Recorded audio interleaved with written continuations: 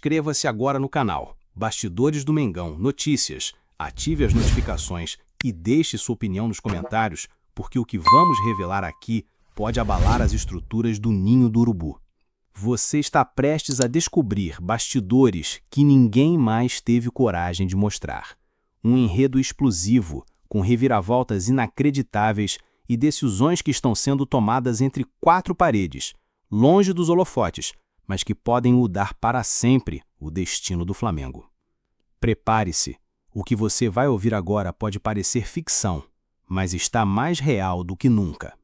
Há algo muito maior acontecendo, e começa com um nome que ninguém esperava: Saul Nínguez. Tudo começou com uma contratação que parecia comum para o padrão do Flamengo.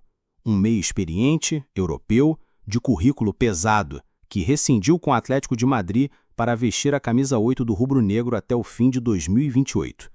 A imprensa noticiou, a torcida comemorou e a diretoria exibiu Saul como o primeiro grande reforço da janela. Mas o que ninguém contou, até agora, é o que realmente motivou essa chegada.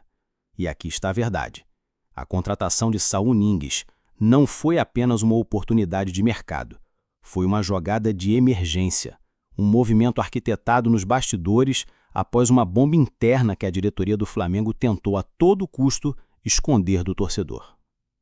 A explosão veio através de um vazamento, uma mensagem privada de um dos maiores nomes da medicina esportiva do Brasil, o Dr. José Luiz Runco, circulou em grupos internos do clube e acabou escapando para os bastidores da política rubro-negra. No conteúdo, Runco detonava a contratação de De La Cruz e expunha uma situação que até então era mantida sob absoluto sigilo. O meio-campista uruguaio estaria lidando com uma lesão crônica e irreversível nos dois joelhos.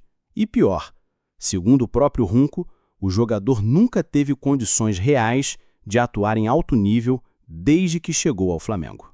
Mas a história não para por aí. Quando o conteúdo da mensagem vazou, o Flamengo tentou abafar o caso com uma nota oficial, dizendo que Runco não integra mais o corpo médico principal e que as decisões passam por outros 5 nomes. O clube tentou se desvincular das declarações. Mas aí vem o ponto que poucos perceberam. Se era mentira, por que o clube foi atrás justamente de um substituto com o perfil de Saul, que atua na mesma faixa de campo que De La Cruz? Coincidência? Não para quem acompanha de perto os bastidores. Fontes internas garantem. A diretoria, ao perceber que a situação física de De La Cruz era mais grave do que parecia, decidiu agir antes que a bomba explodisse publicamente.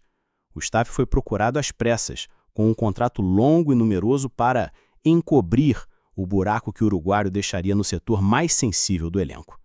E a chegada dele, apesar de parecer uma escolha técnica, foi na verdade um movimento político e estratégico para conter uma crise interna prestes a sair do controle. E mais, a chegada de Saul Nínguez foi apenas a ponta do iceberg. Nos corredores do ninho do urubu, a tensão aumentou. O staff de De La Cruz foi pego de surpresa com o vazamento. A relação com o clube estremeceu de vez e a possibilidade de uma rescisão amigável, até então impensável, passou a ser discutida com seriedade. Pessoas próximas ao jogador afirmam que o desgaste emocional foi ainda maior do que o físico. Arrascaeta saiu em defesa pública do companheiro, postando uma foto ao lado dele nas redes sociais. E o próprio De La Cruz, em tom desafiador, disparou: "Nunca deixe que ninguém te diga que você não pode fazer algo." Mas será que o problema é só médico? Ou existe uma disputa política por trás de tudo isso? Afinal, Runco menciona que a contratação de De La Cruz foi feita em outra gestão. Ou seja, estamos falando também de um embate de poder nos bastidores. Um grupo tentando desqualificar decisões da administração anterior, jogando nas costas de De La Cruz o peso de uma contratação que agora é vista como um erro caro. É como se o jogador estivesse sendo usado como peça em um jogo de xadrez político que ninguém do lado de fora foi convidado a enxergar. E nesse tabuleiro, a entrada de Saul Nínguez muda tudo. O espanhol, que vem de anos intensos na Europa e agora chega ao Brasil como estrela, será mesmo só mais um reforço ou um novo pilar de um Flamengo reformado? Será que a comissão técnica já recebeu orientações para deixar De La Cruz de lado discretamente? Por que o uruguaio não foi relacionado para os últimos 2 jogos, mesmo com exames apontando condição para atuar? E mais, que outros nomes o clube já está negociando nos bastidores para ocupar posições de jogadores inviáveis? A torcida que vibrou com a chegada de La Cruz agora é colocada diante de uma verdade indigesta. Talvez o craque uruguaio nunca tenha tido condições reais de entregar o que prometia. E se isso for confirmado, estaremos diante de um dos maiores escândalos médicos da história do clube. Contratar um jogador com lesões irreparáveis? Ocultar essa condição da torcida e da imprensa? Colocar em campo um atleta que, segundo o relatório interno, não teria sequer equilíbrio muscular para atuar em alto nível?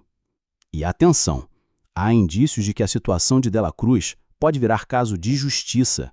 Os empresários do jogador consideram acionar o clube por danos à imagem e quebra de confidencialidade. E nesse processo, todos os documentos médicos, laudos e mensagens internas podem vir à tona.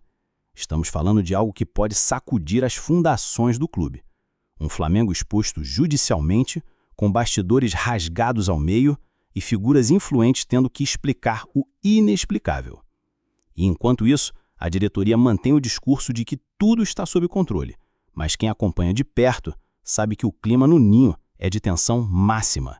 Jogadores divididos, comissão técnica pressionada e bastidores pegando fogo. E no meio de tudo isso, um nome: Saúl Ñíguez.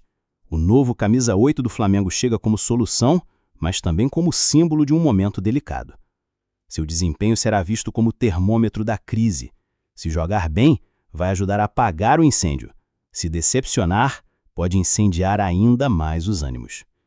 Por trás das câmeras, a movimentação é frenética e, mais do que nunca, a torcida tem o direito de saber quem está realmente mandando no Flamengo. A atual diretoria? Os grupos políticos? Ou um concílio invisível de bastidores que manipula decisões técnicas e contratações à sombra da imprensa? O caso de De La Cruz, que começou como uma simples polêmica médica, escancarou uma série de conflitos internos que vinham sendo abafados há meses. E agora, com as cortinas abertas, ninguém mais pode fingir que não viu. Se você assistiu até aqui, parabéns! Você está entre os poucos torcedores que sabem o que realmente está acontecendo dentro do clube. Esse não é um vídeo comum, essa não é uma notícia qualquer. É um dossiê, uma investigação que revela o que muitos tentaram esconder. E agora que você sabe, é impossível voltar atrás. Por isso, compartilhe esse vídeo, comente sua opinião e, principalmente, inscreva-se agora no canal Bastidores do Mengão Notícias. Ative as notificações e deixe a sua opinião nos comentários, porque o que vamos revelar aqui pode abalar as estruturas do ninho do urubu. Você está prestes a descobrir bastidores que ninguém mais teve coragem de mostrar.